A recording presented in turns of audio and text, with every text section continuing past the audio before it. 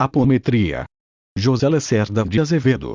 Páginas 3 a 4. O Dr. José Lacerda de Azevedo, carinhosamente qualificado por seus pares de preceptor de medicina espiritual, é médico da turma de 1950.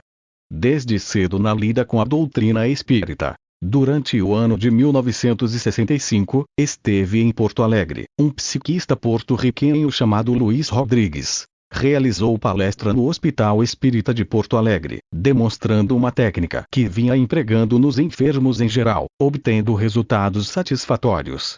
Denominada hipnometria, essa técnica foi defendida no Congresso Espírita Pan-Americano, em 1963, na cidade de Buenos Aires. Essa técnica consistia na aplicação de pulsos magnéticos concentrados e progressivos no corpo astral do paciente, ao mesmo tempo que, por sugestão, comandava o seu afastamento. O Sr. Luiz Rodrigues era um investigador, não era espírita e tampouco médico, mas trouxe possibilidades novas e um imenso campo para a experimentação, se conduzidas com métodos objetivos e sistemáticos. Imediatamente, o Dr. José Lacerda testou a metodologia com Dona Yolanda, sua esposa e médium de grande sensibilidade. Utilizando a sua criteriosa metodologia, a sua sólida formação doutrinária, a observação constante dos fenômenos, aprimorou solidamente a técnica inicial. Identificou-se na época, um grande complexo hospitalar na dimensão espiritual, denominado Hospital Amor e Caridade, de onde partiam o auxílio e a cobertura aos trabalhos assistenciais, dirigidos por ele. Apometria. O termo apometria vem do grego apó, preposição que significa além de, fora de, e metron, relativo à medida. Representa o clássico desdobramento entre o corpo físico e os corpos espirituais do ser humano. Não é propriamente mediunismo, é apenas uma técnica de separação desses componentes. A apometria é uma técnica de desdobramento que pode ser aplicada em todas as criaturas, não importando a saúde, a idade, o estado de sanidade mental e a resistência oferecida. É um método geral, fácil de ser utilizado por pessoas devidamente habilitadas e dirigentes capazes.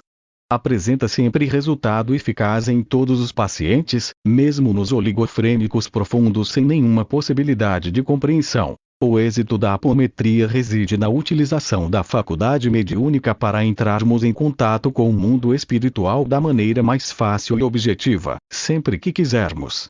Embora não sendo propriamente uma técnica mediúnica, pode ser aplicada como tal, toda vez que desejarmos entrar em contato com o mundo espiritual. Atendimento. No atendimento aos enfermos, é utilizada a seguinte prática. Coloca-se inicialmente, por desdobramento, os médiuns em contato com as entidades médicas do astral. Uma vez firmado o contato, faz-se o mesmo com o doente, possibilitando dessa forma o atendimento do corpo espiritual do enfermo pelos médicos desencarnados, assistidos pelos espíritos dos médiuns, que então relatam todos os fatos que ocorrem durante o atendimento, tais como os diagnósticos, as cirurgias astrais, as orientações práticas para a vida, assim como a descrição da problemática espiritual que o paciente apresenta e suas origens. Torna-se necessário ainda que se faça proteção vibratória, através de preces e formação de campos de força e barreiras magnéticas ao redor dos médiuns. O tratamento dos obsessores constitui um capítulo à parte, tal é a facilidade e eficiência com que os espíritos sofredores são atendidos. Em virtude de se encontrarem no mesmo universo dimensional, os espíritos protetores agem com muito mais profundidade e rapidez.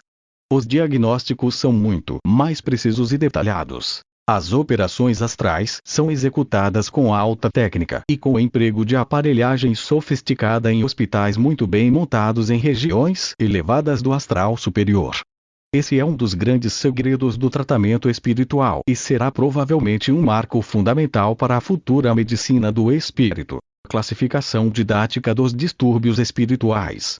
Modelo Lacerda. Diante dessa classificação, impõe-se o conhecimento em profundidade dos mecanismos íntimos de cada uma das entidades nosográficas, nosografia, descrição metódica das doenças citadas, lembrando que o diagnóstico de certeza dependerá sempre das condições de desenvolvimento e harmonia do grupo mediúnico, do perfeito domínio da técnica apométrica e da imprescindível cobertura da espiritualidade superior.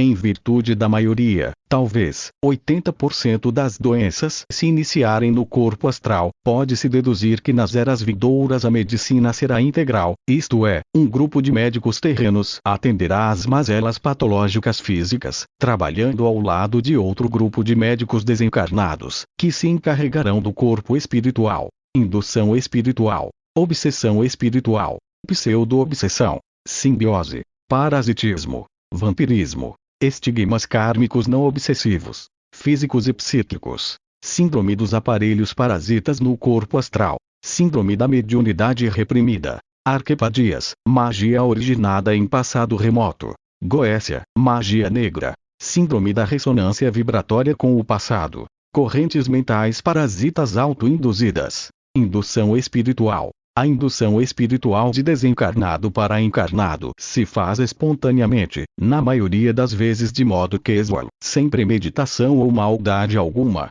O espírito vê o paciente, sente-lhe a benéfica aura vital que o atrai, porque lhe dá a sensação de bem-estar. Encontrando-se enfermo, porém, ou em sofrimento, transmite ao encarnado suas angústias e dores, a ponto de desarmonizá-lo, na medida da intensidade da energia desarmônica de que está carregado e do tempo de atuação sobre o encarnado. Em sensitivos sem educação mediúnica, é comum chegarem em casa esgotados, angustiados ou se queixando de profundo mal-estar.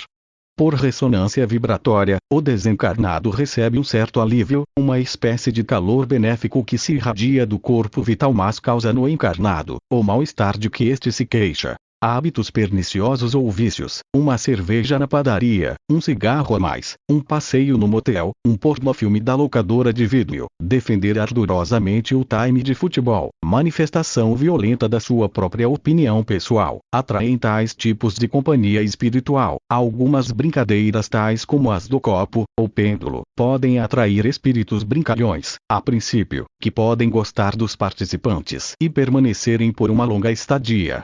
De qualquer maneira, o encarnado é sempre o maior prejudicado, por culpa da sua própria invigilância. Orai e vigiai são as palavras-chave e o agir conscientemente é a resposta.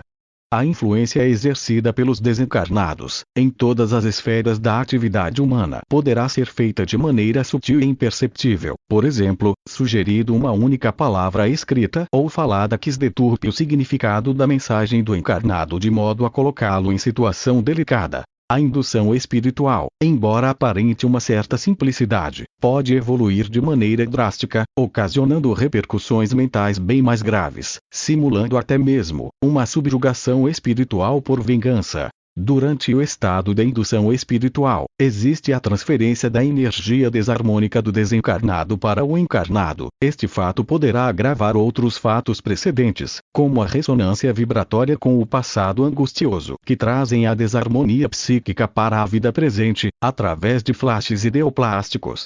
Do grego ideia igual aparência, princípio, ideia. Mais plast, icos, do grego plasso ou plato igual modelar, moldar. Ou ainda plasmar, no conceito espírita. Em outras palavras, um fato qualquer na vida presente poderá ativar uma faixa angustiosa de vida passada. Tal vibração gera a sintonia vibracional que permite a aproximação de um espírito desencarnado em desarmonia. Esses dois fatos juntos podem gerar situações de esquizofrênia na vida atual do paciente.